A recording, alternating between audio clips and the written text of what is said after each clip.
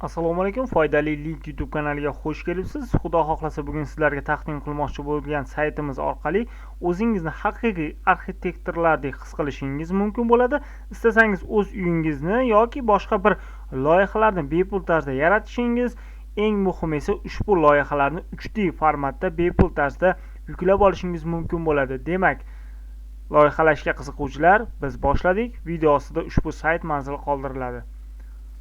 Bugun sizlarga taqdim qilmoqchi bo'lgan foydali linkimiz Floor Plan Creator deb nomlanadi. Ya'ni ushbu saytga tashrif buyurganingizda xuddi mana shunaqa oyna ochiladi. Saytga tashrif buyurib loyiha yaratish degan tugmacha bor. Ya'ni men hozir buni o'zbek tiliga o'girib oldim. Sizda inglizcha chiqishi mumkin. Ya'ni create floor plan bo'lib chiqishi mumkin. Ya'ni siz o'zbekchaga tarjima qilib olsangiz, loyiha yaratish degan bo'lim bor. Shuni ustiga bir marta bosasiz va quyidagicha oyna ochiladi. Sizda mana bunday holatda bo'ladi. Ya'ni men hozir bitta tayyor loyihani qilib qo'yganman. Buni o'chirib tashlaymiz. Hop, new project qilamiz. Buni saqlab qo'yamizmi? Bitta o'chirib yuborganimiz ma'qulroq.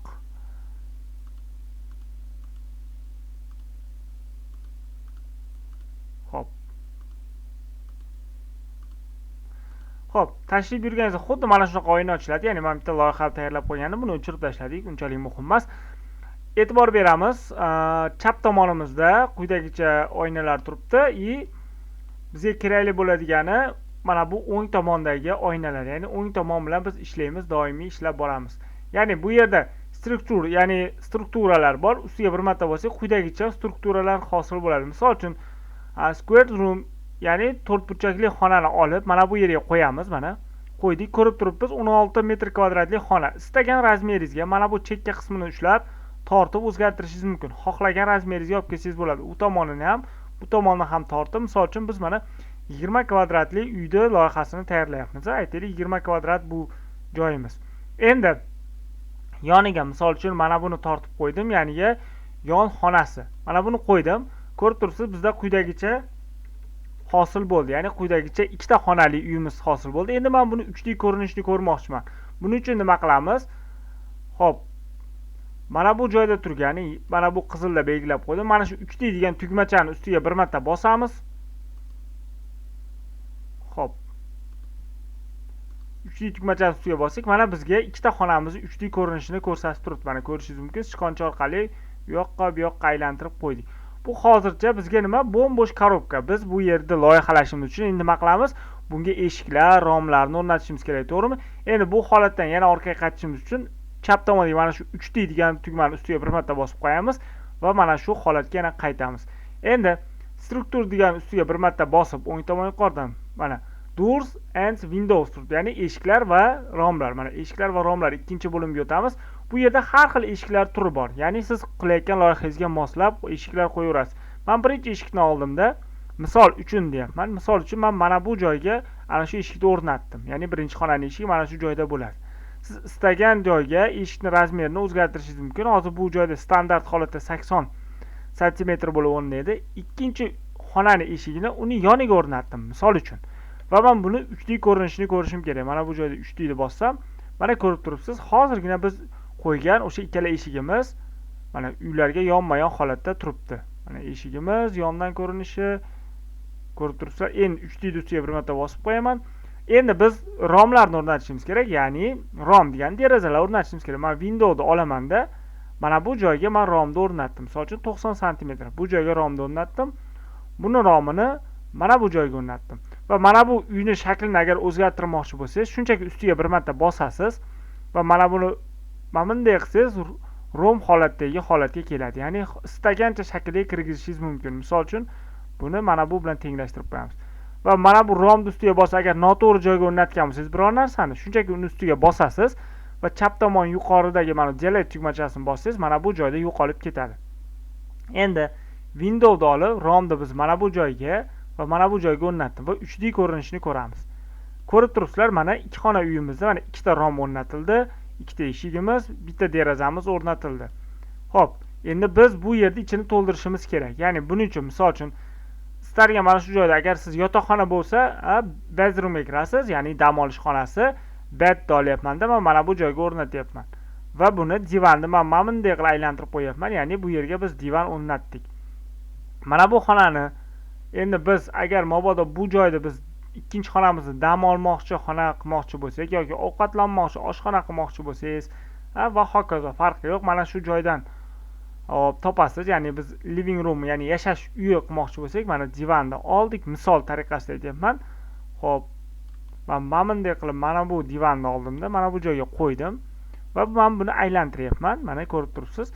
Qo'ydim mana shu joyda. Endi bunga televizor o'rnatmoqchi bo'lsam, televizorlarni topaman, elektrikalga kirib xohlagan elektr mahsulotlaringizni qo'yishingiz mumkin yoki bo'lmasam ofis mahsulotlaringizni ham qo'yishingiz mumkin. Ya'ni kompyuterlar, turli xil ashyolar bilan ichkarisini to'ldirishingiz mumkin bo'ladi. Hop, yoki bo'lmasam yana living roomga kirib, ya'ni yashash xonasiga kirib, TVni olib, televizorni mana bu joyga o'rnatib, mana bunday ko'rinishda aylantirib qo'yishimiz mumkin bo'ladi. Hozir buni tekisroq qilib o'rnatamiz. Mana holat. Endi biz buni 3D ko'rinishini ko'radigan bo'lsak, mana ko'rib turibsizlar, ya'ni ikkita xonani tayyorladik. Birinchi xona tevasdan ko'rinishi mana bu yotoqxona, bu dam olish xonasi, oynalari mana bunday yoriq qilib tushib turadi. Televizorni mana bu joyga o'rnatganmiz. Qolgan joyni, ya'ni ichkarilarni mana bu joydan olib, bemalol to'ldirsak bo'laveradi. Misol uchun biz yoniga yana xona qo'shmoqchi bo'lsak, strukturaga kirib turib, misol uchun deyapman, ya'ni siz istagan holatingizda bunga xona qo'shishingiz mumkin. Ya'ni mana bunday qilib proyektingizga yana bitta xona qo'shishingiz mumkin. Ya'ni kirish xonasi qilib, unda eshiklar orqa tomondan bo'ladi. Misol uchun har xil tomondan kirmoqchi bo'lsangiz, ya'ni 3D ko'rinishini ko'rsangiz, mana yotoqxonaning orqasiga ham yana bitta xona o'rnatib qo'ydik. Bu qanaqa xona bo'lishi mumkin desangiz, misol uchun bu joyga hammomni qilishimiz mumkin. Ya'ni eshikni olib, mana bu joydan eshik o'rnatamizda, buni biz hammomga to'g'irlab qo'yishimiz mumkin. Ya'ni hammamiz biladigan, yuvinadigan, ya'ni bathroom deydi. Vannalar, jakuzilarni qo'yib, ichkarilarni bemalol to'ldirib, mana bunday ko'rinishda jakuzilarni qo'yishingiz mumkin. Shoverlarni mana bu joyga qo'yib, mana 3D ko'rinishini hozir ko'ramiz.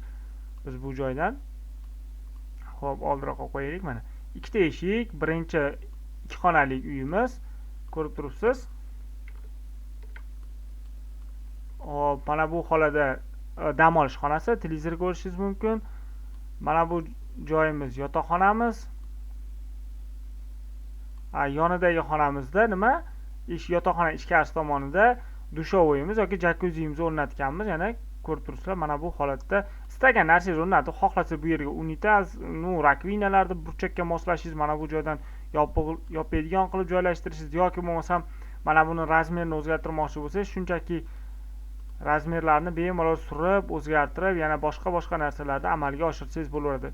Istagan narsangiz mana buni ustiga bosib olib tashlab, uni o'rniga boshqa narsalarni ham qo'ysangiz bo'laveradi. Misol uchun aytyapman, ya'ni siz agar mana bunday narsalarni qo'ymoqchi bo'lsangiz, aytaylik,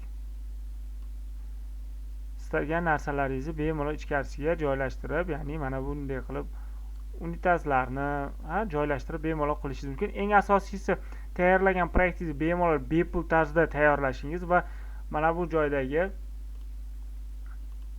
burchak qismida save degan tugmacha bor.